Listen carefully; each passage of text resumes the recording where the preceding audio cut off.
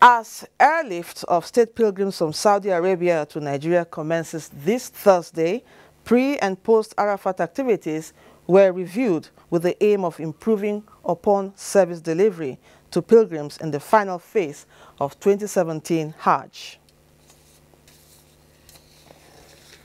To Saudi regulations on baggage side. One thing that comes very clear in this year's Hajj is in the last few years, when there is 20% global reduction, this challenge of constraint in Muna was not there. Virtually the space was adequate for all of us. Now the 20% has been reinstated and we are having these challenges. In terms of comparison between 2016 and 2017, this year also 32,000 plus, last year also 30,000 plus. Next slide. In terms of mortality, we'll say 14, 15, we're still trying to confirm the 15th mortality. That's the news for now. Good Morning Nigeria continues with Kingsley and Kieran after this break. Good morning. From 1967 to 1970, Nigeria went through a horrifying civil war. It didn't matter who was wrong or right. Everybody suffered.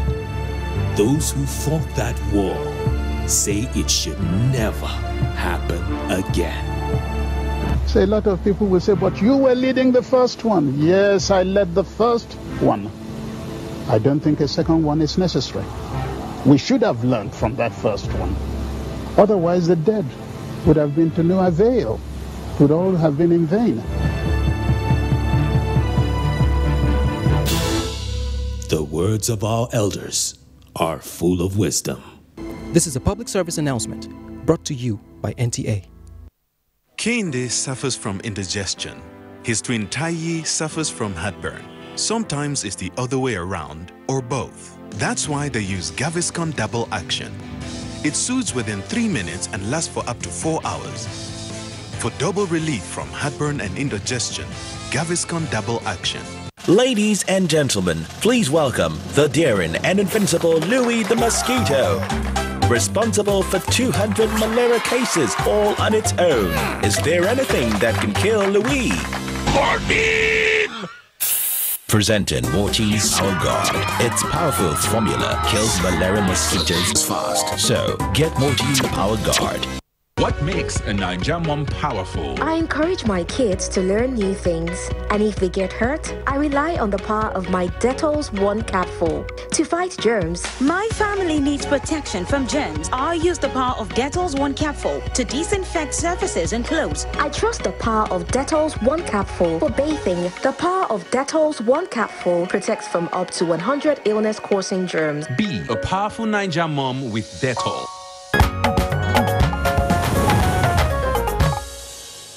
And now to business. Recovery data and Nigeria capital markets recording first gain after 5 days of southward movement, government says, are indications of confidence returning to Nigeria's economy. Now let's have more details of these from Leah Kaltun Babatunde. The recovery of the Nigerian economy from recession is an indication that the various policies of government towards deflating the economy as set out in the Economic Recovery and Growth Plan (ERGP) are yielding fruits, and confidence is returning to the Nigerian economy. Minister of Budget and National Planning, Udoma Udoma, who was reacting to the second quarter report on the country's gross domestic product (GDP) by the National Bureau of Statistics (NBS), said it was a testimony to the fact that government is moving in the right economic direction. The minister in a statement noted that 2 major objectives were in focus when the ERGP was launched by the president early this year: to get out of recession and then put the economy on the path of sustained, inclusive and diversified growth. The statement signed by Pandem James, Special Advisor Media to the Minister, pointed out that the major focus of government was to reflate the economy through spending in strategic sectors like infrastructure, agriculture and solid minerals to galvanize economic activities and empower the people. Efforts, he said, have also been concentrated on increased revenue generation to meet with the challenges of the economy, which was why government has been given attention, among other things, to the challenges of the Niger Delta region. And still on exiting the recession, the United Nations Industrial Development Organization, UNIDO, has reaffirmed its desire to work closely with Nigeria to improve a trade relationship with other nations. This is to bring forward the contribution of that sector to the nation's gross domestic product GDP. Dr. Hannah Lena of the global body said the effort is to improve activities along the value chain for increased output. My message to producers and anybody in the value chain is that quality is not a short-termish kind of thinking. So it might not pay off tomorrow in your next little business deal, but by creating, you can see that in overall in the world, more and more long-term standing partnerships are formed that are based on, you know, much more communication, much more working together instead of working against each other. He also pointed out the need to improve knowledge as well as create a sustainable environment for improvement in trade. Nigeria is set to issue 100 billion naira non-interest-bearing bond, popularly called Sukuk. The Debt Management Office, DMO, says it has started creating awareness and sensitizing the public across major cities in the country to achieve this aim. The DMO had announced its intention to issue a sovereign Sukuk in the domestic market as part of measures to fund the 2017 budget deficit. Apart from serving as alternative source of funding for the government, the Sukuk will also serve to diversify the investor base for federal government securities, promote financial inclusion, and deepen the domestic capital market. Proceeds from the Sukuk issuance, according to the DMO, will be used to finance specific road projects. Sukuks are asset-based securities, non-debt instruments, and represent ownership in a tangible assets, service, project, business, or joint venture. And finally, the Nigerian Stock Exchange halted its 5-day losing streak Wednesday to see the all-share index gain by 0.57%. Its year-to-date gain currently stands at 32.5%. Next is a graphic summary.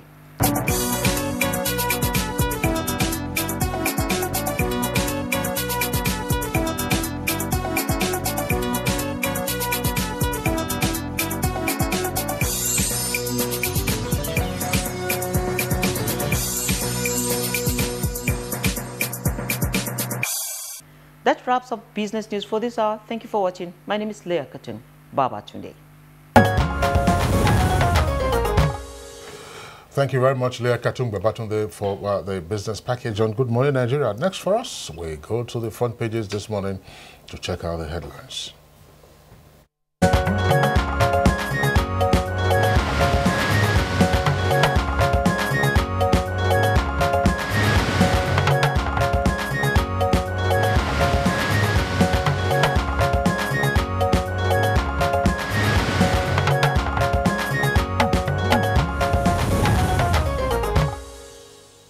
Newspaper reviewer Bayo Atebi is here with us in the studio for the usual analysis of headlines in the national dailies. Bayo, welcome to the program. Thank you very much, Kiriam. Good morning. Good morning, Kinsley. All right, bye. Good morning, Nigeria. Bayo, thank you very much. We have a potpourri of stories on the front pages this morning. There are stories on matters arising from Nigeria's exit from economic recession. We have stories on industrial relations, the ASU strike, threats of further strike, the strike by the National Association of Resident Doctors. But let's begin this morning with Blueprint. Blueprint has a fairly busy front page from top to bottom. Kogi workers give government 7-day ultimatum over half salaries. That's on page 15. And Boko Haram's new video, evidence of fear and desperation. That's according to the army. That's on page 14. Buhari resumes after Salah break. And Buhari's minister endorses Atiku for 2019. That's on page 9. That story, of course, it's also carried on other pages, on other front pages of other papers. EFCC not investigating me. That's according to Onogen. Chief Justice Onogen, of course, is the CJN, and details of that story can be found on page 13. Now, the lead story has a kicker. Recession exit. We want impact, not talk, Nigerians speak. It says growth insufficient for national prosperity. That's according to PDP, that's the opposition party. Its promise fulfilled. That's the governing party, APC. Recovery will be gradual. That's attributed to the NBS, that's National Bureau for Statistics. And labor demands improved productivity and wages. Details of that story can be found on page 6. You can see the photograph there of the Vice President, Professor Yemi Osinbajo, and the Governor of Benue State, when the Vice President, of course, visited the camp of internally displaced persons, occasioned by the floods that have sacked a number of communities in Benue. Buhari has sidelined me. That's according to Atiku. Atiku is former Vice President. He was so from 1999 to 2007. IDP's items diversion. EFCC arrests Gombe Sema boss. That's on page 14. All right, now the Authority newspaper. Above the nameplate, we have some headlines there. 2019, Buhari's minister launches a campaign for Atiku on page 4.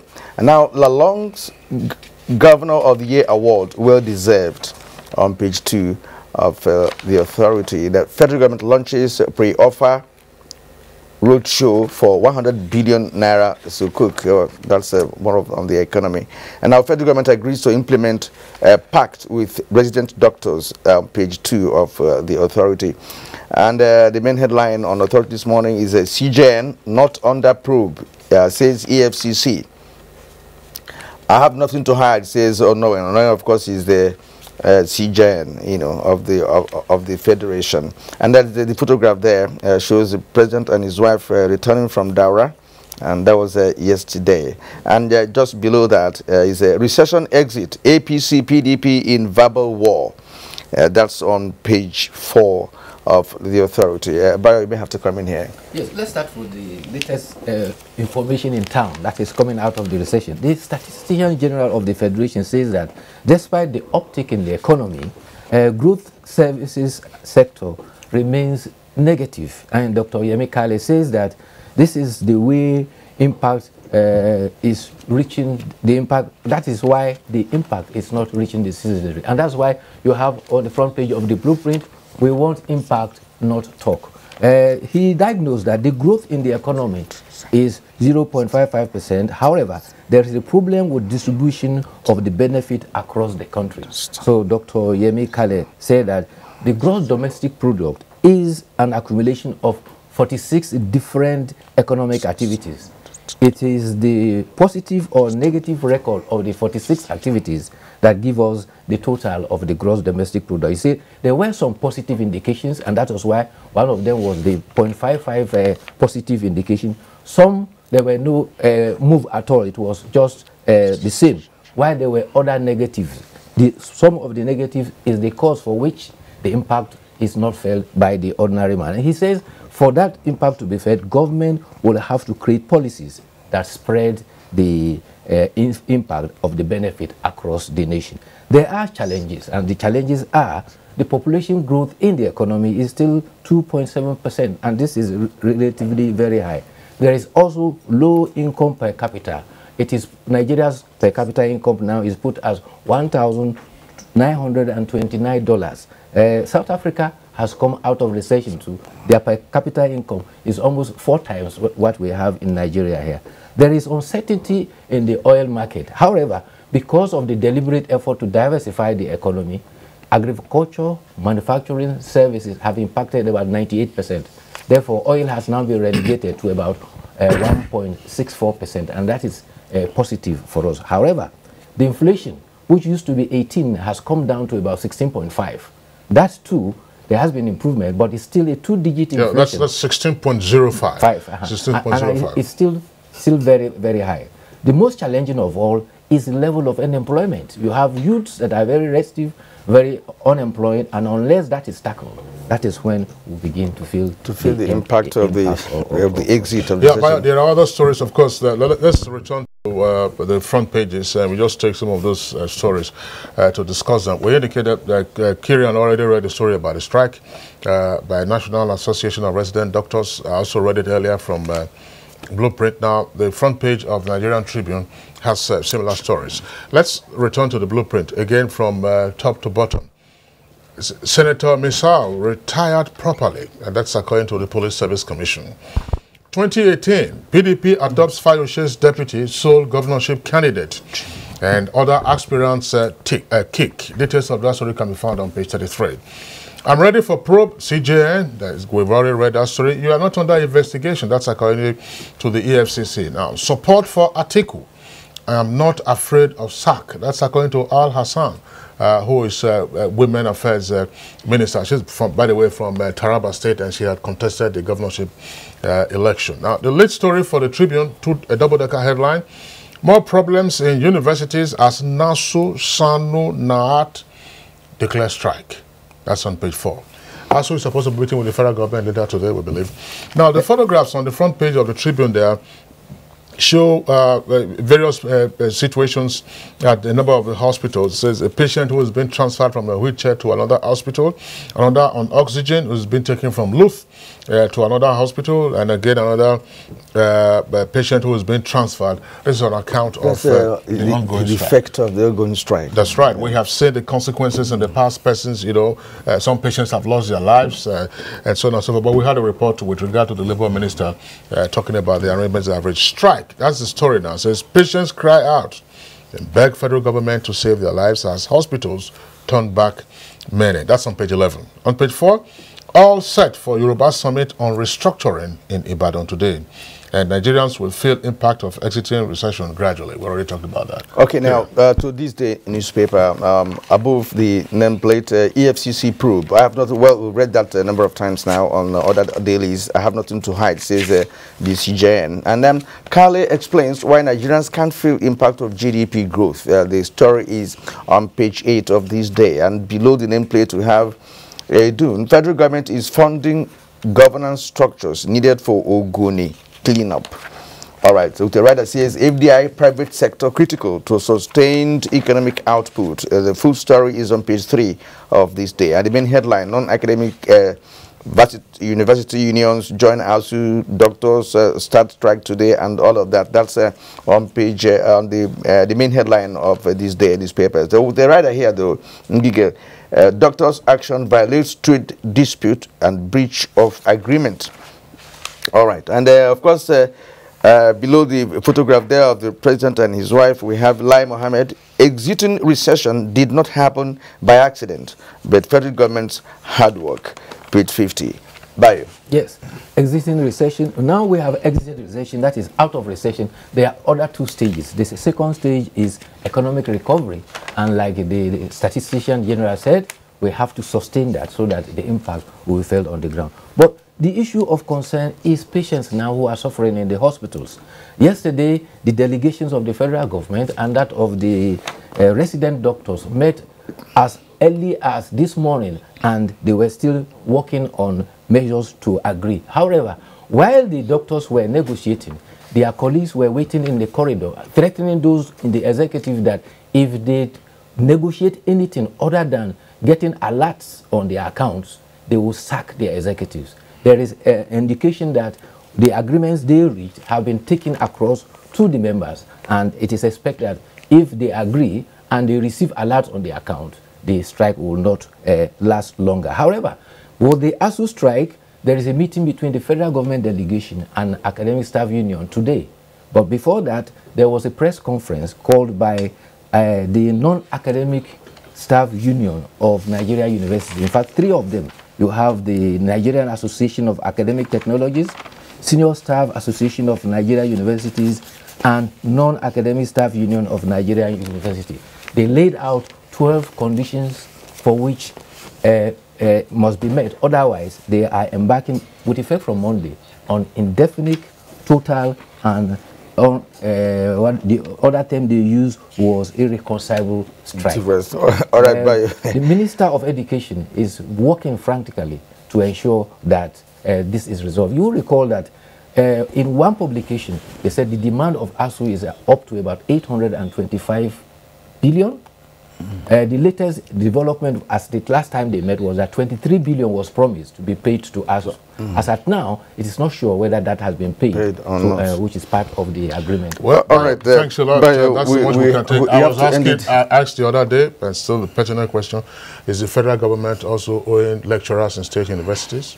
All right, Bayo, thank you for being with us. We'll see you tomorrow. Tomorrow is another day. Okay, so it's still Good Morning Nigeria. We take a short break now. When we return, we'll be discussing our principal item for today. It's not a joke. It incites genocide and crimes against humanity. Most of Africa's civil wars are caused by hate speech from one tribe against another. We don't want it here. The Nigerian government stands firm against hate speech.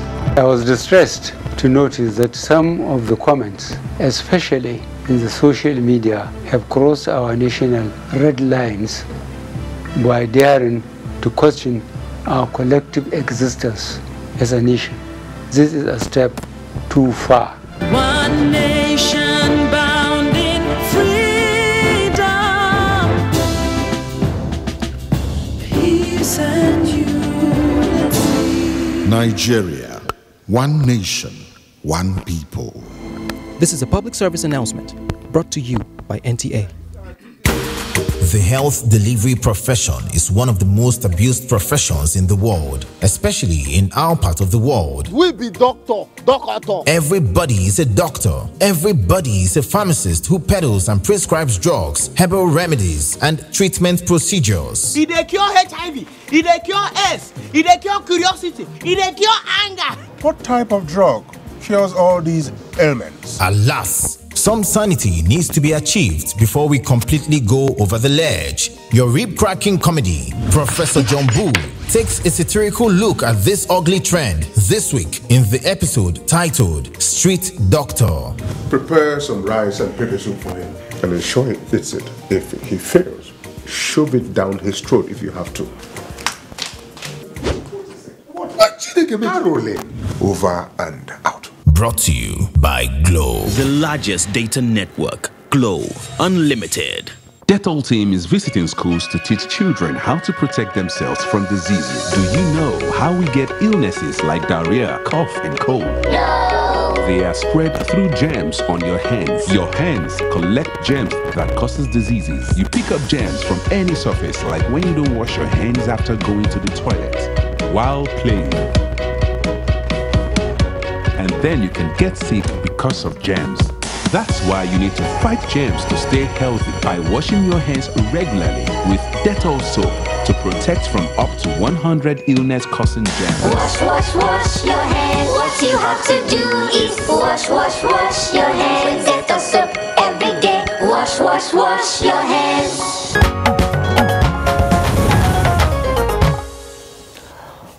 All right. Leah Kaltun Babatunde has a background report to set the stage for our conversation on Good Morning Nigeria and the exit of Nigeria from economic recession.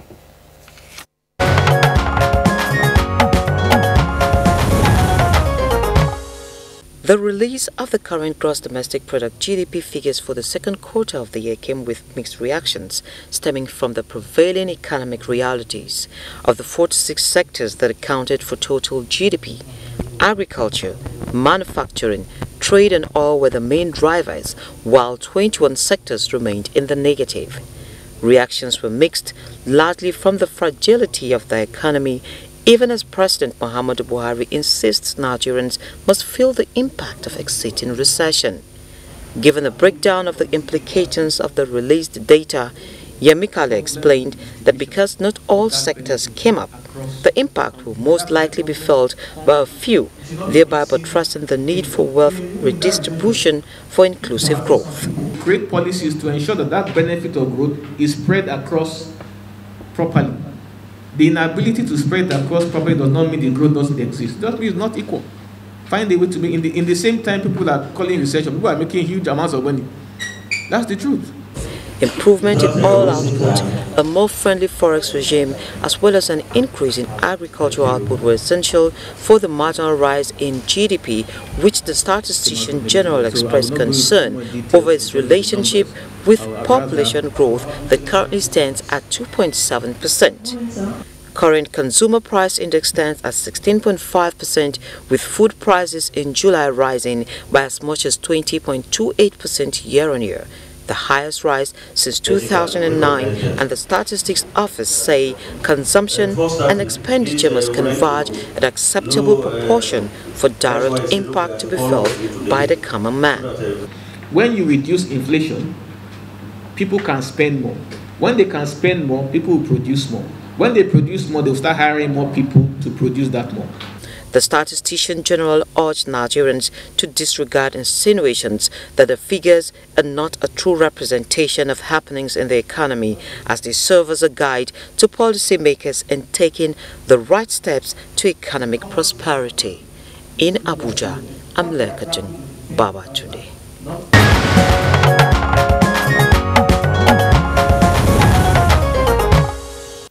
All right, thank you very much, Leah Katumba, today for that report. Of course, you saw the Statistician General of the Federation, Dr. Yemi Kale, in that report. Is right here with us, along with other guests, to further discuss this subject matter. So we'd like to, at this time, welcome Dr. Yemi Kale, who is also the CEO of National Bureau of Statistics. Thank you for having me.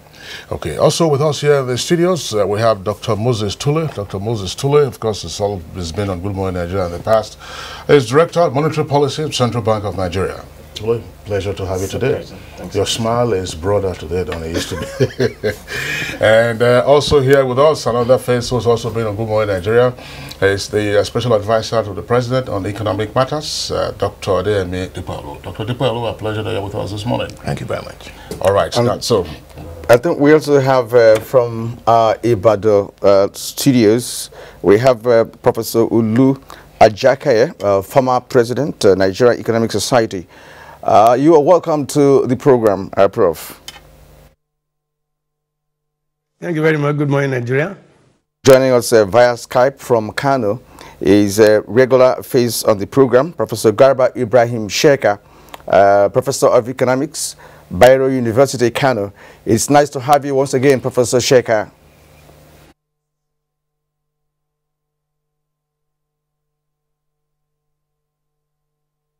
Gentlemen, you're welcome to this conversation segment of Good Morning Nigeria. We were talking economics, and usually it is a complex sector, and it takes a proper understanding of the nuances of the sector to analyze it. And let's begin with the Statistician General of the Federation, whom we just saw a short while ago doing some analysis. Now, and on a broader note, let's begin to let Nigerians understand what it really means to exit from a recession. What does it mean when you say Nigeria has exited recession? Thank you. I think the answer to that question should start off by understanding what gross domestic product entails, how it is computed, what it means. Because the definition of a recession is going into 2 quarters of negative growth as in terms of gross domestic product. And a gross domestic product is an aggregation of economic activities in the country, 46 economic activities. The overall performance of the economy, depending on the particular sectors, some would do well, some would stay constant, and some would do worse than they did in a previous period.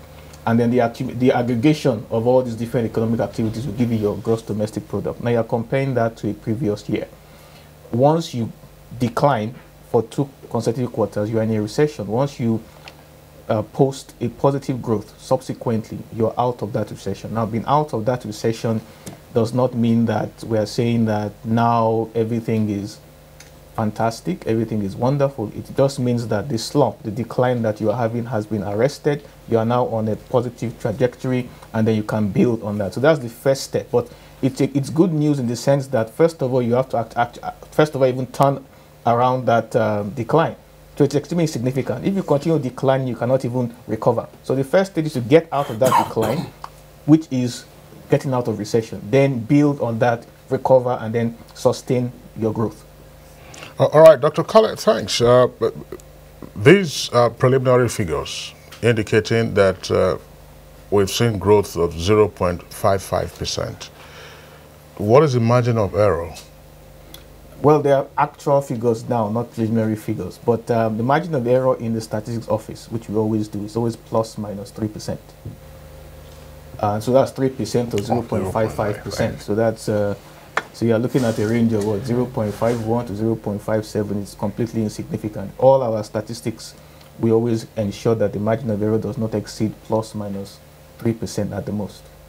Okay, now let's look at the critical areas of growth, significant areas in our background report, as well as, of course, the various accounts that have been published or broadcast on the oil sector, manufacturing, agriculture, and trade.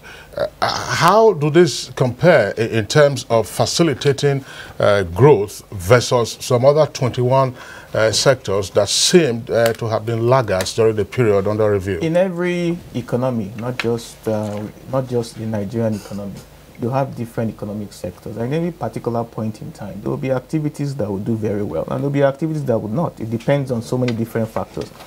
There are 46 economic activities making up our GDP, and depending on what is happening, they would perform or underperform. Some are dependent on international factors, some are dependent on rainfall, for example, agriculture, some are more dependent on security, some have links to the oil and gas sector, others do not. So some are dependent on foreign exchange, like manufacturing is currently. So if you don't have foreign exchange, it affects their cost of production. Once you put foreign exchange into the market, like the CBN did recently, it causes a reversal in their cost and then pushes up their output. So depending on which sector and at a particular point in time, will do better. Throughout the recession in 2016, you will notice that agriculture did very well, and that's because agriculture was not linked to the factors that pushed us into recession in the first place. Because of it's not linked to the oil and gas sector like many other sectors.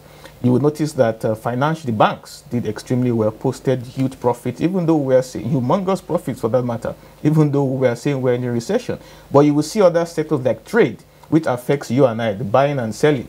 Because inflation is high, people's purchasing power was reduced, so trading activities slowed down. So if you are in the trading activity, you will say that we're in a recession. If you are in the banking sector, the banks definitely will tell you they are having fun, they are not in any recession. So again, you have to look at your own particular circumstance in terms of the breakdown of those 46 sectors, see where you lie, and then determine whether or not you think your particular sector is doing well or not. But when you look at the aggregated number of 0.55, that is everything added together to get a whole picture for the economy. It does not mean that all 46 activities are suddenly doing very well. And that's why we say 21 or 46 were still negative, while the rest of them turned positive. It depends on, and it's a gradual process of recovery. Some have to, and some are linked to the others. So as some start improving, it starts to spill over to other sectors. Let me give one example before you go into the. Now, if manufacturing companies are having problems with foreign exchange and their costs are going up, in an attempt to minimize costs, they might start laying off staff. They might start cutting off what they call other non-essential services. They might cut down advertisement. That affects the advertisement companies. Their revenue goes down, it hits them as well. They might cut down on other services, maybe in terms of accounting and other business, because they're trying to cut costs, which will now trigger and affect other sectors. And the same thing happens when you come out of recession. Gradually, they now start adding back those advertisements, adding back those costs they cut. And then gradually, those sectors start growing. So everybody does not move up simultaneously. It doesn't work that way. It's a gradual process. Now, that's an understanding that the exit we're talking about is anchored on aggregated figure. Because when you take up the the specific aspects that make up the 14, that there are 46 actually, items in question, that this brings us to the issue of the impact of this exit from recession. Now, let's go to Dr. Ademi Dikbolu, the advisor to the President on Economic Matters. This might be a cheering news, for you and, of course, the government. But now we're talking about impact of this on the ordinary Nigerian. When would you think that this will trickle down, from the figures that we have at the moment, that Nigeria will begin to feel the impact of this exit from recession? Thank you very much. I think there are two dimensions there. The first dimension is, as very well put by Dr. Kale, is that the impact will begin to ramp up across all sectors once some of the leading sectors begin to pick up. And I like the examples he gave. So that sort of helps clarify the situation. That as some sectors that are leading begin to spend more on other things, especially services, that sector itself will begin to pick up. But there's also the element which I think is important to everybody, is tackling unemployment. And it's critical to try and get unemployment down. And until you get that down, really that impact and that ability to boost consumption demand will also be affected. I think the critical thing there would be to look at some of the indicators that begin to signal whether that would happen. The huge profits being made in one sector are one example. But if you look closer, you also see that foreign direct investment, for instance, I think in that quarter increased by 30%, 29 point something. Now, what that tells you is that people are beginning to invest. And usually, okay, the investment may be capital intensive, but usually when investments take place, particularly of the FDI type, not portfolio, what you do is get that people are beginning to prepare to expand activities, beginning to undertake projects, and that usually translates into employment. So putting a figure on when exactly will be harder. And what I always like to say is that we should look at it from what can you do now and what can you do to support the growing sectors. What you can do now, we will speak about a bit later. All right, Dr. Adepoyalu, thank you very much. Before we bring in the Director of Monetary Policy of the Central Bank, let's also take the views of two other guests. They are professors, of course, of economics. Professor Olu Ajakaye, former president of NAS. We've always had him on the program. Professor Ajakaye, from our Ibadan Network studios, we've discussed the economy on a number of occasions, having you as a guest, particularly at the height of the recession. Now the numbers are positive 0.55 out of recession. What does this mean to you? Having me, it's always a privilege to be here. I agree entirely with what has been said by both Secretary General and also the SA to the President on economic matters. What has happened is that the economy ran into what can be called stormy, waters, and you needed somebody to actually hold the system, stabilize it, and then start growing again. What one should do actually is to credit government by at least arresting the decline, but then as has been said by everybody, the benefits of the recovery will take quite a bit of time before it starts visiting on the livelihoods of Nigerians. And I believe that with the statement by Mr. President and also all the officials of government, they are conscious of the fact that yes, we are out of recession, but we are not yet out of the woods. And that's why you saw Mr. President saying, I want it to reflect on the livelihood of Nigerians, and that means that government should do more work. One, focus on diversification of the economy. Two, focus on actually helping sectors that will actually generate jobs. And a key one in that regard is manufacturing, and inside manufacturing, textiles, right? Is a major labor, absorbing sector. Government should focus on that. And thirdly, we should, as we move forward, begin to arrange our economy to see oil not as a source of revenue, but as a source of input to be used by manufacturers and other actors in the economy to produce other goods and services which cannot be exported. Relying on export of crude materials, be it agriculture or oil, will always put us in this very risky situation, because when there's a shock, it then reverberates and then we may actually slip down into another crisis. Now, let me stay with you, Prof. Now, you have given us an analysis which is also in support of the submissions of the two guests that spoke before now. And you are making suggestions as to how to sustain, the trajectory. You talked about manufacturing. And look at also the fact that there are other things that go with manufacturing in terms of energy, in terms of, investment and what have you. So along this trajectory you mentioned, mentioned. What would they be doing? What would government be doing at the moment for sustenance of this breakthrough for now?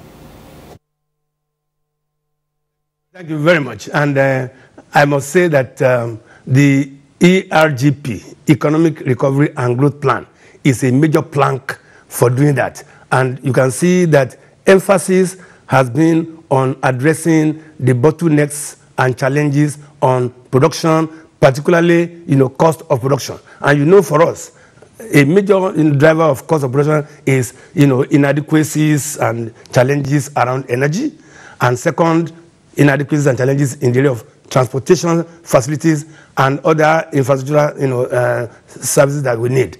Government, from what I've seen, is focused on actually addressing these challenges, and it takes time for this, to actually come to fruition, but commitment to it is key. Once that is done, then we can now go to the soft side of life, which is actually enhancing productivity of the Nigerian worker.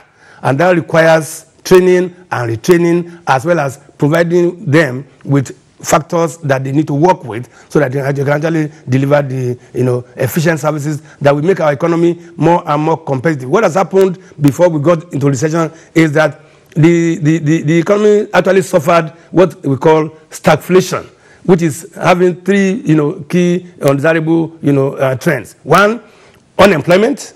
As we speak now, at least the last data from Statistics General shows that youth unemployment is around 47%. The overall unemployment in the economy is around 21%. When you find these challenges there, it's a major issue. The second element of stagflation is rising prices, which is inflation. Fortunately, that is being tamed, but a major component of it is cost of food items, which has been raised. And finally, the third element of stagflation is declining GDP. What has happened now is that government has managed to actually rescue one of the variables, which is GDP, but we are still struggling with inflation and struggling with unemployment. Once the three are moving in the right direction, then we shall be seen to have been out of stagflation. That is when you start seeing the benefits on the tables of Nigerians in their livelihoods, and also the challenges of unemployment will start simmering down. So, Jakaye, thank you very much. We'll return to you later on in the course of the conversation. Let's go back now to Kano, where we allow introduce Professor Garba Ibrahim Sheka. Of course, he's of the Department of Economics at Bayero University. Professor Sheka, if you can hear us quite clearly, let's get your preliminary thoughts also on the issue on the table, namely the factors that have conduced to Nigeria's exit from economic recession. I can hear you now. But really, we are so happy that the NBS has declared that the country is out of the recession. And of course, I have listened with keen interest, the various debates by Nigerians as to whether we really exited or not. Well, to me, since, though we were in difficulties, but we did not accept the fact that we were in recession until when the NBS declared that we are in recession. And now the same institution is coming to say we are out of recession. There is no reason why we should not accept that. And in addition to that, they have given reasons that the contribution of the oil sector has improved. Of course, probably because of the stability in the oil price around $50. And then because of the stability in the oil producing areas. And then they also mentioned the issue of agriculture and as well as manufacturing and trade contributions.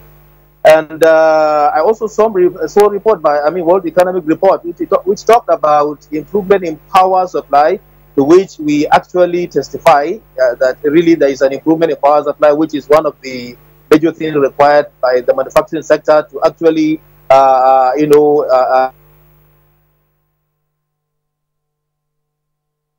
we're having a difficulty. We seem to have some challenge there with the audio of Professor Sheka. Professor Sheka, once we clear up the audio snag, we'll return to you. But let's come back to our Abuja studios now, where Dr. Moses Tule, Director of Monetary Policy at CBN, has been taking all of this in terms of the comments by the other guests with regard to what has happened. Dr. Tule, the CBN, of course, had been on the line with regard to what you need to do with respect of monetary policy, as well as synergizing with other other policy silos to ensure that the country got out of the economic recession. Now the numbers are much brighter. What are your thoughts? Are you guys happy, or you still have some fears? Certainly, Kingsley, we're excited, and the excitement is anchored on the basis of the kind of expectations we think these figures confer on the economy, very positive expectations, and which is very clear that the suite of macroeconomic policies have yielded the kind of results that we were expecting to take the economy, and that strengthens investor confidence, and people who have anything to do with the economy do know that there's a strong macroeconomic theme behind the economy, and that's the basis for our joy. But if you look at the views of the MPC at the last meeting in July, the MPC did say that indeed we're expecting the country to come out of recession by the second quarter when the numbers were out, but that growth was going to be rather tapered, because if the suite of policies needed to really push that growth to levels that are very sustainable were not in place, then we could have come out of recession, but then we'll be growing very slowly. And so, and the figures we have here really have confirmed what the MPC did say.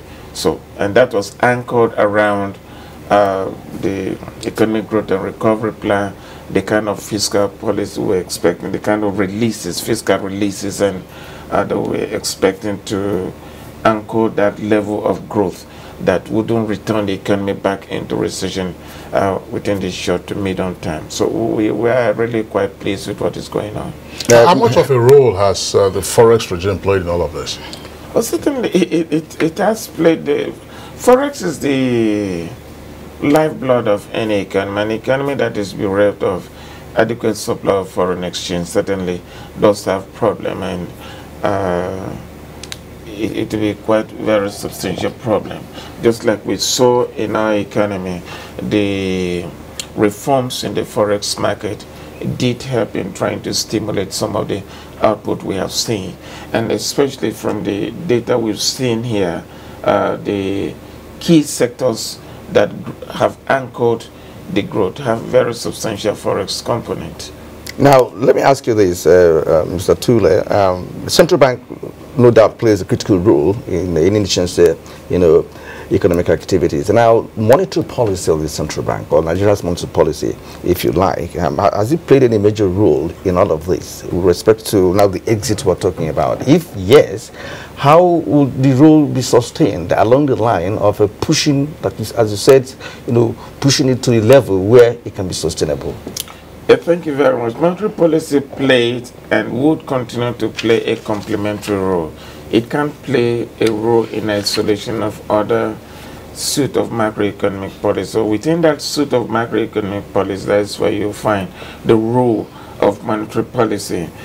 Within that purview, if we say that we have continually maintained that we need to have price stability, that's a key role.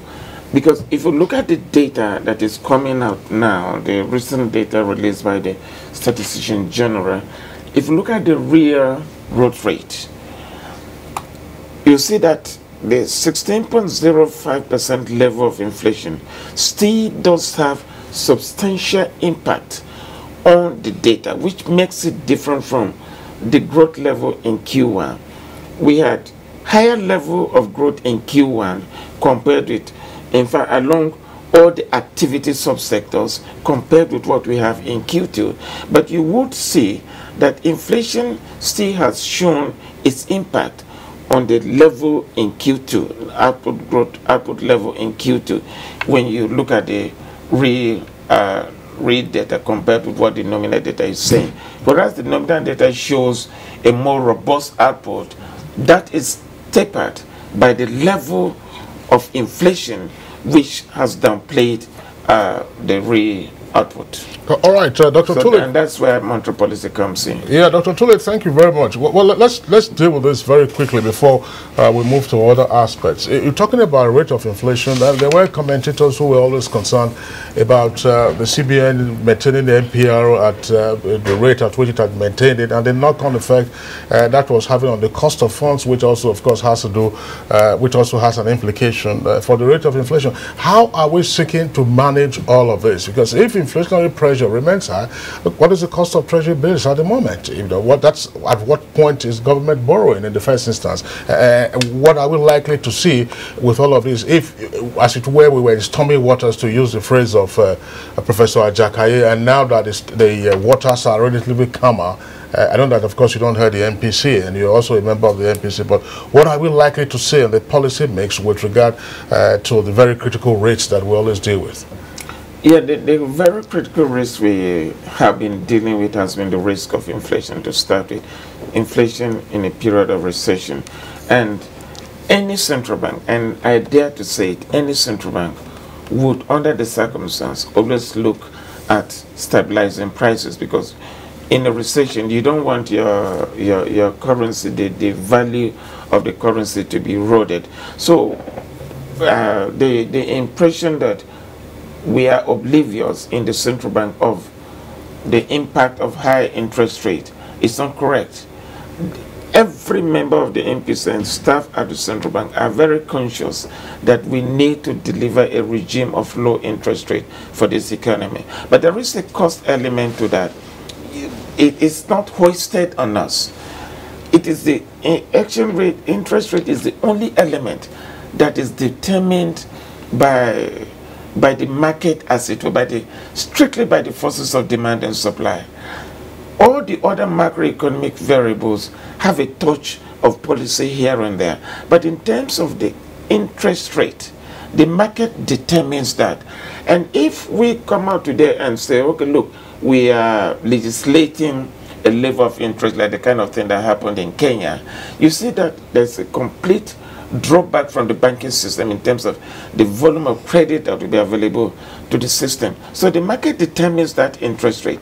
Whereas we make all the input and try to see how we can reduce the cost of funds, it is not strictly within our purview to reduce interest rate. But as macroeconomics and the fundamentals improve, certainly interest rates would come. Already we are seeing the fundamental increase in the electricity gas. The growth is 59%, from 9.22% to 59%. That's very big. So if we begin to experience this kind of performance from the key areas that feed into the interest rate structure, certainly we're going to have interest rate come down. All right, let's move to Yemi Khalid this time around. You have all agreed that we are still struggling with inflation, that is unemployment, that is need to sustain what has been achieved at the moment economically. And now, is there any homegrown strategies that we employed, along the line, trying to fix the, the GDP as it were, before now? Because of course we know that foreign countries have also advised Nigeria in the past to, administer some form of homegrown strategies, that could assist us. So was that really employed? Well, MBS is a member of the economic management team, and I can assure you that we meet every week, and every week that is basically what we discuss, finding solutions to different kinds of challenges in the economy. Of course, they're all homegrown. Yes, we listen to international advice, we deliberate on it, but at the end of the day, we are the managers of the economy, and we have to take the decisions that we feel are best for the economy. And I think that's what we do. At the end of the day, a combination of homegrown ideas and advice you might get from anywhere, as long as that advice we believe would solve the problem. That's why the economic advisor of the president, also a member of the economic team, the central bank governor, finance minister, all the key managers of the economy have to be there, and we deliberate and come up with all those solutions. In terms of GDP, your GDP can rise. Your GDP is an expansion in output. You expand your output by partly by encouraging people to spend, and that's why CBN said inflation is a challenge, because inflation eats into the purchasing power of households, And if inflation keeps rising, especially if your wages are staying constant, it will prevent you from being able to buy more. And if you can't buy more, producers will just reduce their output because there's nobody to buy that output. And it links into other things like unemployment. So if you're not producing as more, you will lay off more staff. You certainly will not be expanding or hiring more people. So when you can reverse that is when you reverse things like now I believe that inflation, the inflationary impact on output can be resolved in two ways. Either you pull down inflation, you are trying to get people's purchasing power stronger, and inflation reverses that. Now you can either pull down inflation so that the same amount of money I have can buy more things, or you can reflate the economy by putting more money back in my hand so that the impact of that inflation does not affect me. Now if I had 10 naira, I used to buy 10 naira worth of goods, but because of inflation, that 10 naira is now worth 5 naira worth of goods. You can either reduce me back to the 10 naira that can buy 10 naira worth of goods, or you give me 20 naira extra. So I now have 30, so I can buy. I think that's what reflating the economy means. You are compensating me for that rise in inflation by putting money back in my hand, so I can still purchase the same amount of goods by having, so increase my wages, whatever it is, keep the economy flowing. In other countries, when they are in a recession, they cut down interest rates. That's one of the strategies. You will see that people will be getting credit cards at almost zero interest rates just because they want to ensure that people continue spending. Because when people stop spending, producers will stop producing and they will start laying off workers. So that's one strategy, reduce interest rates. Another strategy is find a way to pull down inflation. But ultimately, the objective is to get consumers back to the position where they can spend and maintain and grow production. And that's the link between this inflation and GDP, in my opinion. And these are things that we deliberate in our weekly economic management meeting. Dr. Yemi, I share with you one point that I would like you to clarify, and this is by way also of decomposing the figures. The four principal sectors that have accelerated the growth in the GDP, to tick them off again: agriculture, manufacturing, oil, and then trade. Okay, oil has seen some substantial growth. At a time, we're also talking about diversification of the economy. We have seen the role of agric, as we have seen in the course of the recession, agriculture was growing. But if you look at the figures for 3 consecutive quarters for agric, there would appear to be a slippage, from 4.35, it's come down to 3.35, and then again now, we're having it at some 3.01. What does this mean? Is it that, we're likely to lose track with regard to dependence on oil, or what? No, I don't think there was a slippage at all. Well, I'm sure there wasn't a slippage at all. You are comparing year on year. That's correct. So there's a seasonality in as far as agriculture is concerned. There's a planting season, there's a harvesting season. And when you are planting, naturally the amount of agricultural commodities in the system is going to be obviously less. So many of these things are seasonal.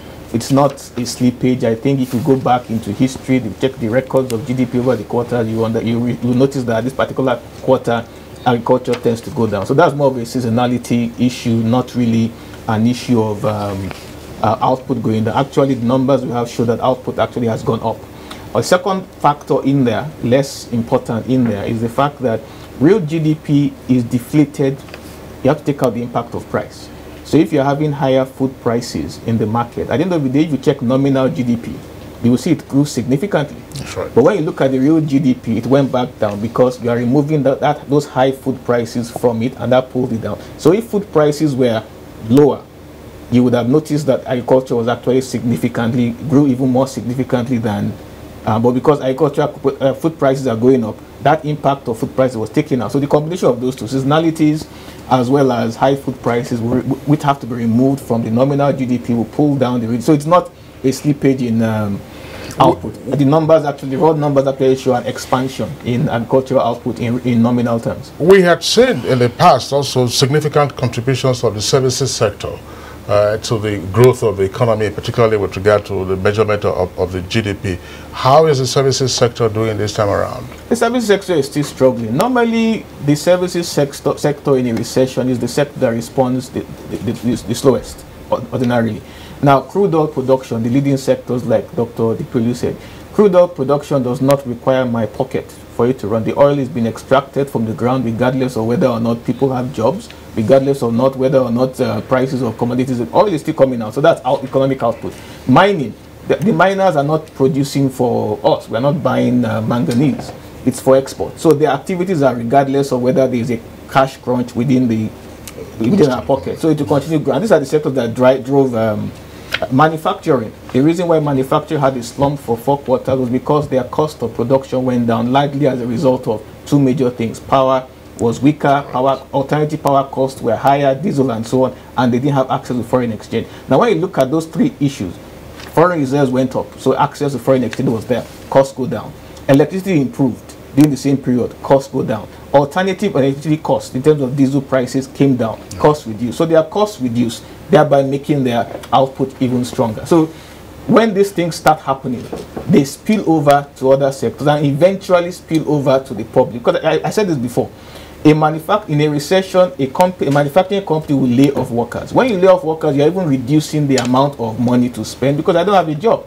When they now start growing again, they now start hiring more people. These people now get salaries. They have their money, they now start spending on the services. Services is trading, it is telecommunications, it is hotels, restaurants, art, entertainment, recreation, the things that we spend on. But until that money comes to us, it will not be reflected. And before that money comes to us, these sectors, I'm talking about manufacturing and so on, have to now start gradually hiring back those people that they laid off. Their investments, which they stopped, their plans for investment, which they stopped because they saw that there's nobody to sell to. They'll gradually start bringing back that money into the system to invest, start expanding capacity, expanding output and so on. And in the process, I'm opening up a new plant, I'll hire more people. Those people come in, they have money, they spend in the services sector. They spend more on telecommunication, they spend more on recreation, they spend more on trading. That is how, and then when they spend on trading, the traders now start getting more money. Those in hotels start getting more money. Those in arts, entertainment start getting more money. And then that's when the services sector builds up. Economic theory starts with agriculture to industry and then to services. And that's what's happened. Agriculture recovered. Industry after 9 quarters recovered. And then the last sector to recover will be the services sector. That's what we're saying. It's a gradual process. And that's the part that affects the common man. And that's why the common man right now is saying, I don't feel it. But it's a gradual process, like I mentioned. As a matter of fact, the common man is really waiting to get this, because for some time Nigerians have had difficulty, coping with life. And now let's return to Professor Garba Ibrahim Sheka, who is reaching us via Skype in Kano. Of course, he's the Professor of Economics at Bayero University.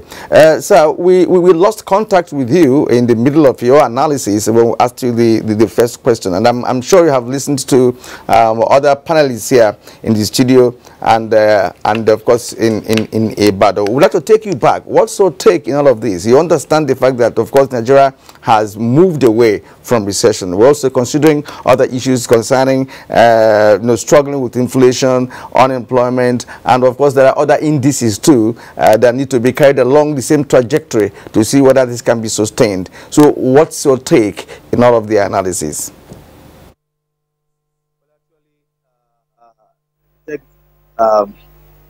We have actually come out of the session, but if I may say, we just marginally come up because the GDP is just 0.5 or 0.5, and what we require now is to ensure sustainable economic growth. Actually, when like I said, I listened to various debates that people are saying the whole thing does not trickle down to the common people. Actually, that will take time. You could remember by 2014 in this country, there was a report that GDP was 6.5. But unfortunately, that was the time when about 80% of Nigerians are living below the poverty line, and the unemployment rate was about 13%. So really what we require now is a sort of inclusive growth, like it is now an aspect of the SDG. And this cannot come unless and until we have financial inclusion. And really, as enshrined in the Economic Recovery and Growth Plan, there's really need for emphasis on small and medium-scale enterprises. And of course, that will not be possible unless there is, many people have access to credit facilities. And that calls for banks' impact of the recovery. And that is where I will now emphasize on federal government implementing without any further delay the economic recovery and growth plan. We know that plan has suffered some deficiencies with regards to the lateness in approving this year's budget, which is, the program is supposed to be financed through the budget. So really, and again, it suffered the absence of president. But now that the president is back, now that, alas, we are out of recession, this is the time when government should start implementing that plan in earnest, because all our hopes are in that plan. Government had actually put a lot of targets.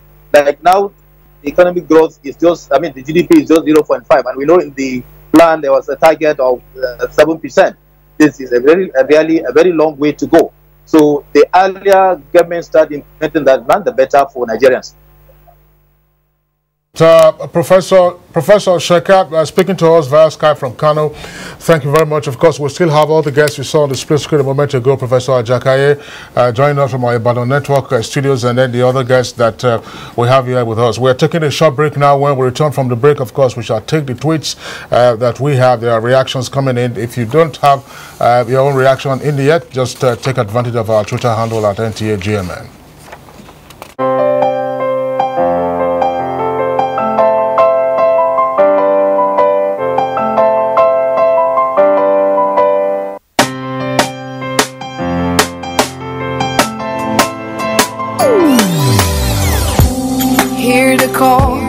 Call of change, stand up, Nigeria. Change is here and it's going to stay. Change begins with you. Oh yeah, make we go. Go to so let the change begin from within. Look at you, Ogerola. Change begins with you and me. Change begins with me. Change begins with me. Change begins with me.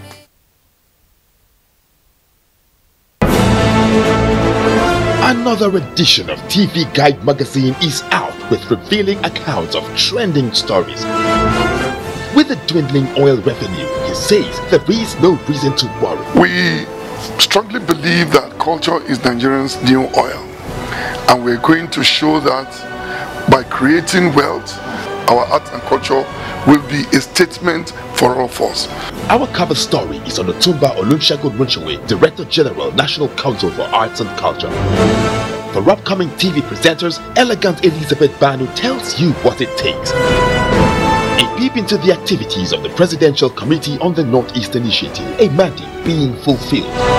A trip to the Yankari Games Reserve and Safari in Bauchi State brings you closer to nature, and the Oshun forward to making that impact on Nigerians. And now Nigerians are beginning to react to this conversation, and we have some tweets here.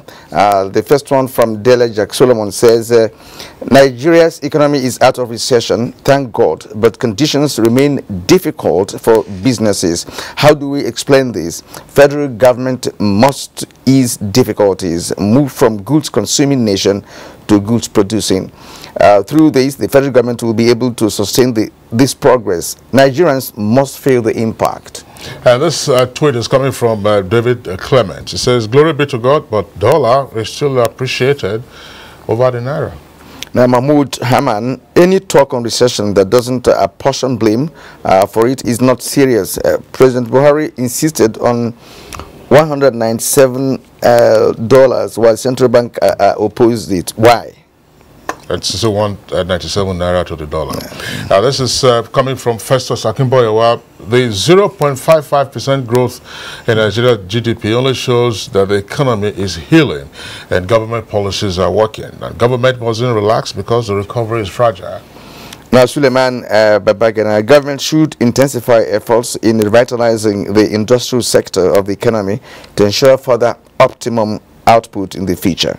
Jackson, this is the Twitter handle for this. It says, not until the effects of demand and supply on the prices of gari, rice, kerosene, and the rest are felt, Nigerians will not agree that we are out of recession. But of course, we have Dr. Kale here as a general, and he says we're out of recession. Yes. Technically out, we're technically in, now we're technically out, and indeed out of it. But there is hope that it will trickle down with time, according to what is postulated. Okay, now Hassan Labaran, Nigeria and Nigerians shouldn't in totality continue to bank on limited crude that we have, but rather think of ways to revive the sectors. Sonny Michael Makoje, Nigeria is out of recession, but unemployment is at an alarming rate, and average Nigerians still live below $1 a day. And from Solomon, the federal government must ensure that the implementation policy measures designed to diversify the economy are executed well if we must sustain growth. Law Officer has this tweet that we are celebrating our exit from recession, but the prices of goods and services are still on the rise. Akoji says many people have allegedly lost their jobs in the course of a recession. Now that Nigeria is out of it, how many jobs have the government created? Shakiru has this tweet. Now, we should allow the economy to grow naturally and not to bribe the economy.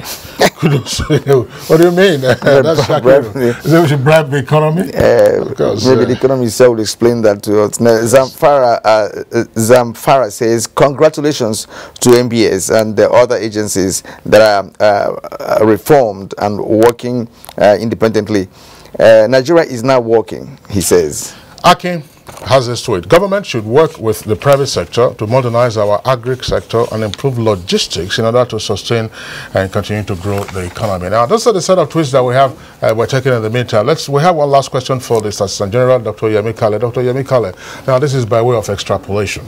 In addition to the heartwarming figures that we have seen with regard to the last quarter, showing that Nigeria is out of recession, there are concerns, for instance, about the population growth and how this might impact. I recall we had you on the program a year or two ago. We were talking about the population growth. Some persons are saying that our population is leaping at 2.7, and if the growth that we have seen is 0.55, what is the likely trajectory of the growth, and what impact might this have in terms of overall economic well-being and then citizen happiness? Well, yes, I agree that population growth is a challenge, particularly if it is growing stronger than economic growth. Even when we used to grow 5–6% in the past, we still had challenges creating enough jobs. We still have challenges arresting poverty, and so on. So once you are growing even less, then it obviously creates a bit of a challenge. So I think it's clear that your economy must grow at least as strong as your population growth, and that's why the ERGP actually set a target of 7%. I feel that the prospects are positive because we've grown that strongly before, and that was even when things were not fully put in place, when we are still overly dependent on one sector. I think the opportunities, the strategy now to diversify the economy to ensure that we're not as vulnerable as we are to the same things that led us to fall into recession in the past can only make the growth stronger. I think the potential for Nigeria is strong. I think foreign investors know that, and that's why a lot of money is coming back to the economy. The reason why the money left is because investors pulled out. Investors are businessmen. When they see a problem, they pull out. But the business case for Nigeria as a profitable destination is still extremely strong. I don't expect that to change with a population of that we have of about 180 million. It's an extremely big market, and that can only get better. Dr. Kale, we have to really stop you here. You've done a good analysis since your contributions, this morning. We'd like to thank you at this point for coming to Good Morning Nigeria, and of course educating Nigerians on what it means to exit a recession. Thank you. Two, which means we have a major work to do. And my conviction, like he said, is that if the government remains steadfast, particularly in the area of complementarity, and that's the point made by Dr. Tule, complementarity between monetary and fiscal policy, and the focus of the fiscal authorities on addressing the bottlenecks that actually constrain production and employment generation in the economy, you're then going to see a movement from the current 0.5% to around 2.5, 2.6. Actually, when we have a growth rate of around 3% and GDP, population growth rate remains 2.7, then when we start seeing signs that poverty will be reducing.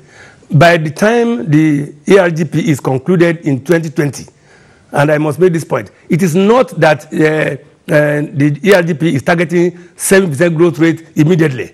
The plan is that by the year 2020, the growth rate of GDP will have actually reached 7%. For this, for 2017, 2018 is between 2.8 to 3%.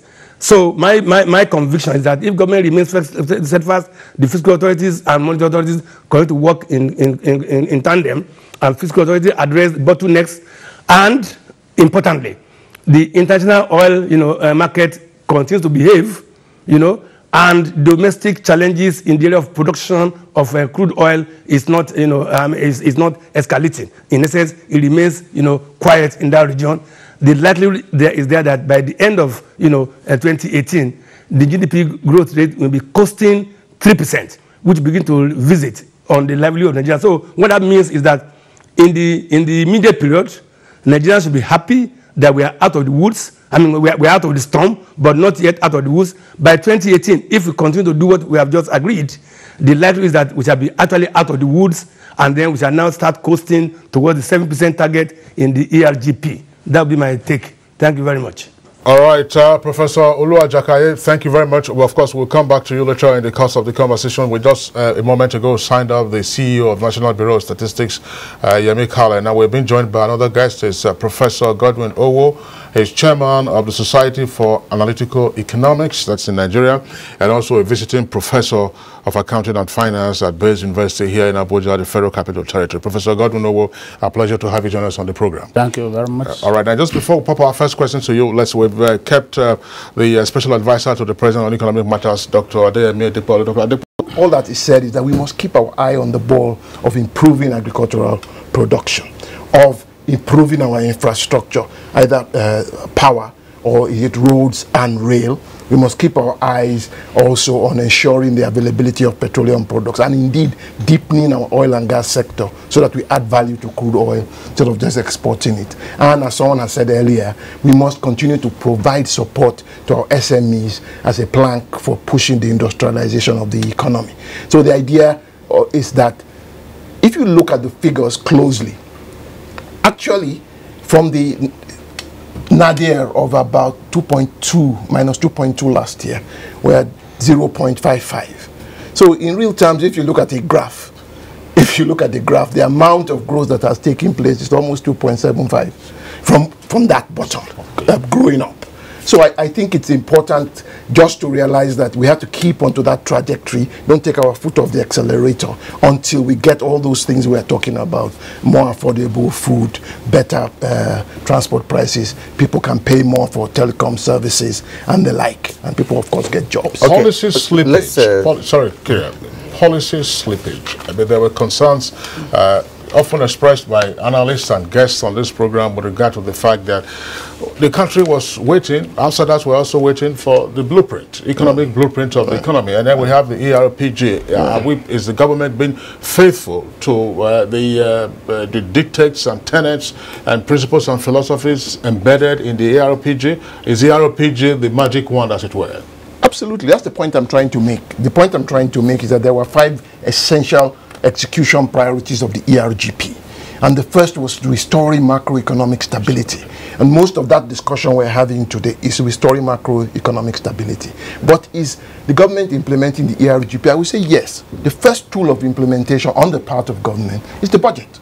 So the first test is the budget reflecting, are the priorities in the budget reflecting the priorities in the ERGP? And I would say so, both in terms of emphasis and in terms of the allocations that have gone to the respective sectors, be it power, works and housing, be it transportation.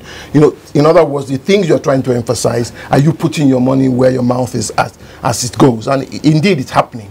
So to the extent that even the capital releases are trying to reflect the 30% of capital capital expenditure being 30% of expenditure. The ratio. To the, that ratio, to the extent that you are keeping to that and government is keeping closely to that, then you are implementing the ERGB. But as I said, it's a marathon, it's not a sprint.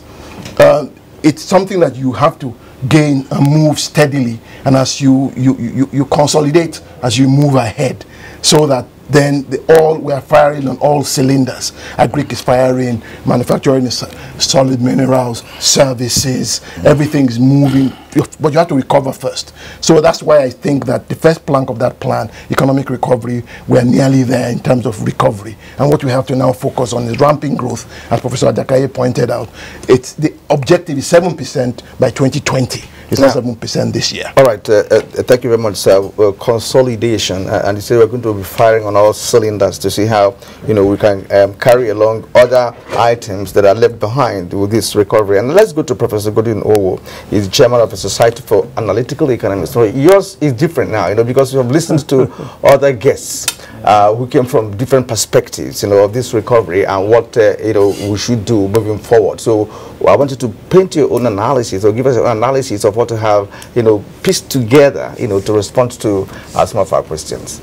Yes, clearly, I think the stage had been well set, and I must join my fellow discussants to appreciate the fact that, well, for now, we appear to have exited the recession, as is authoritatively painted by the NBS.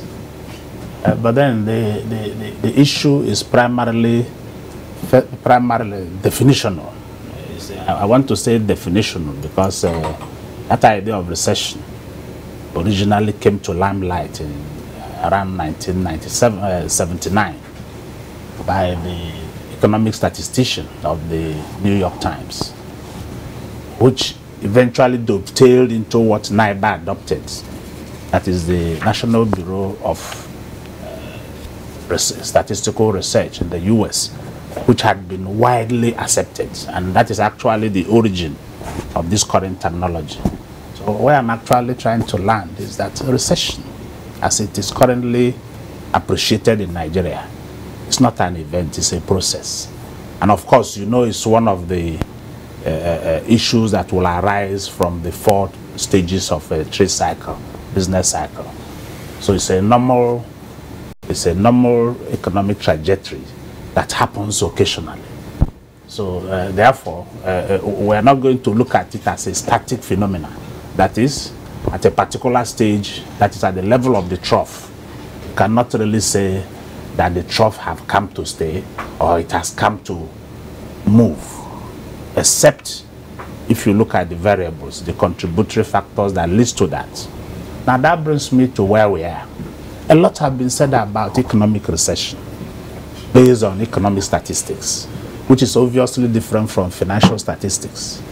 And where the missing link is actually to dovetail the analysis into the financial aspect of recession and what we normally call the balance sheet recession, which in itself is the actual quantitative that has to do with the entire fiscal operation of government, both fiscal and monetary.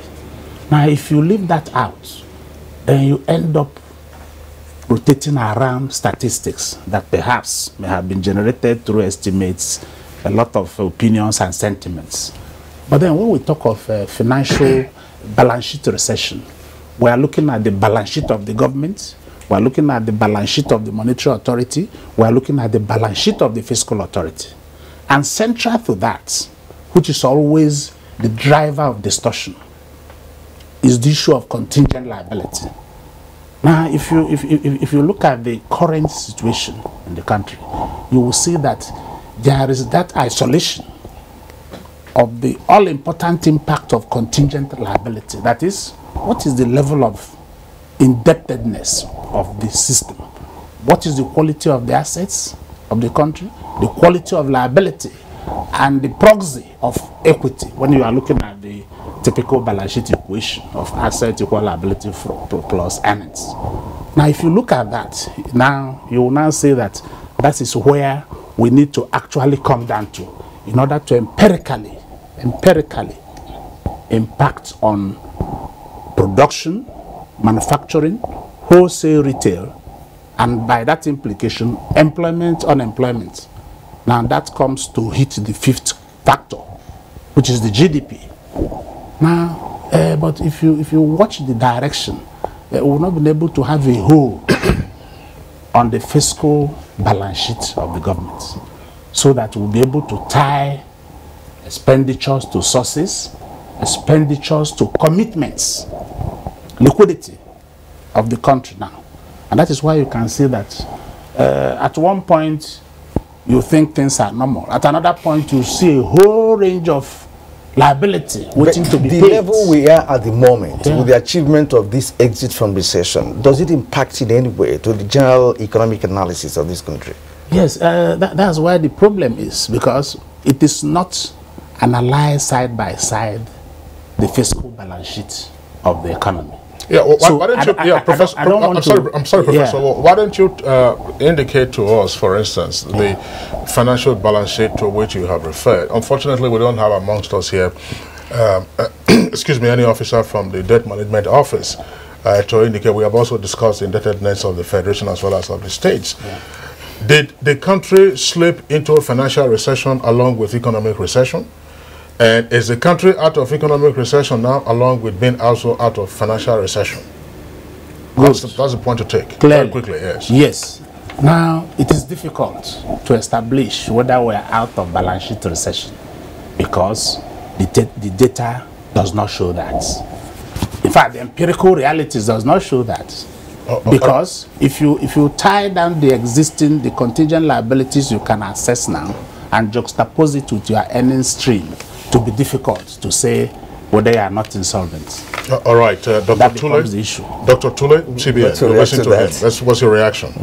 I'm a bit curious at the tone of the analysis which Dr. Wu has taken, but I think it's interesting to the extent that we should remember, or we should recall, that first we got into this recession because we had a shock in the oil market that affected the finances of government. This analysis is in the public domain.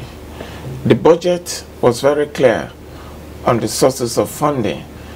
They told us how much they were going to get in terms of borrowing from the domestic sources, from the external sources. So far, the entire framework of operation of government is also in the public domain. The Debt Management Office tells us how much they are borrowing. Just last week, they told us how much they borrowed. So the fiscal operations of government, to the extent that they are in the public domain, I do think that there is a link between the analysis Dr. Owe is putting on the table and the fact of the recession. Because during this period, we have seen the government borrowing both from external sources and from domestic sources. But I wouldn't agree with him when he talks about the government being insolvent or to the extent of insolvency. No. I mean, every government borrows. I mean, and when you have a shock to your normal sources of funding, you go borrowing. And there's no crime either borrowing from domestic sources or from external sources, which is what the government is doing. And it's been approved by Parliament that they could borrow to fund the budget as long as the appropriation was passed by Parliament. So to that extent, I do think that coming out of recession would mean that the suite of macroeconomic policies have delivered the desired results. Now what is left, however, is fiscal policy to fund aspects of the economic recovery and growth plan that would sustain the recovery. I think that is what is needed now, and that's where we are. I think, but without the financial balance sheet he's talking about, you know, would you rightly say that we're totally out of this recession, as it were? Let me make it clear. The economy had a shock arising from oil. The economy never at any time, the government was never at any time insolvent. The government was never insolvent at any time. Do you understand? We had a shock. And there are a whole lot of avenues open to government to plug contingencies, like when there's a shortage in revenues. And this is borrowing. the government has been borrowing to close. Was that shock a financial shock? Shortages. Was it a financial shock to your understanding? Of course, the oil shock was a financial shock, and it was very clear. All right, Dr. Tule, thank you very much. If we still have Professor Sheka via Skype from Kano, we get him on the screen right now. Professor Sheka, if you can hear us very quickly, there's an aspect that I would like you to speak to. We're on the home stretch now. Let's get your comments very quickly. Well, all right, that's Professor Sheka there. In terms of decomposing, the causative factors that have assisted us out of economic recession, we still look at foreign reserves are looking much brighter. Diesel prices for the manufacturing sector have also come down, and therefore you're having an uptick in the activities of the manufacturing sector. Dr. Dikwa had also warned in his initial remarks when the figures were announced that, listen, we must worry about external shocks. Assuming we had suddenly again a spike in crude oil prices, our external reserves will grow. But here we remain largely import dependent with regard to finished petroleum products. What should be your concern with regard to that critical aspect of our national financial outflows?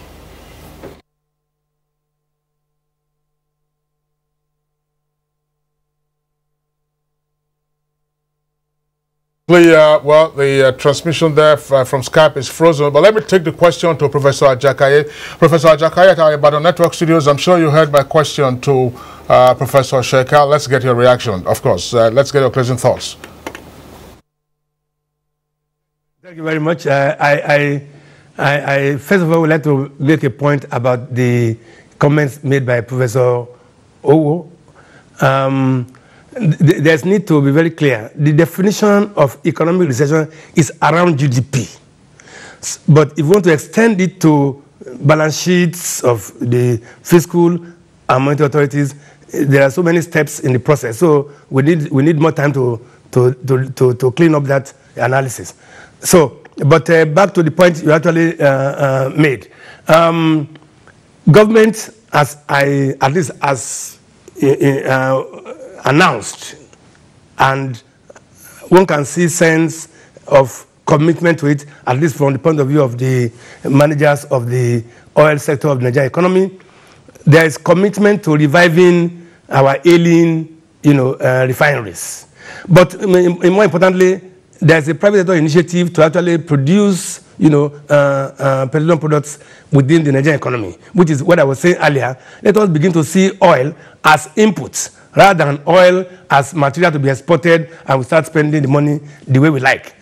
If these two, tracks are pursued to their logical conclusions, I see the proportion of our expenditure on imported, petroleum products actually dropping drastically, because it's from importing, refined, products in Nigeria, and therefore releasing resources to be dedicated to actually, addressing the technological challenge of the Nigerian economy, and therefore make it more competitive, able to produce high quality, finished products to be exported and also used locally. That's where I see the connection, Kingsley.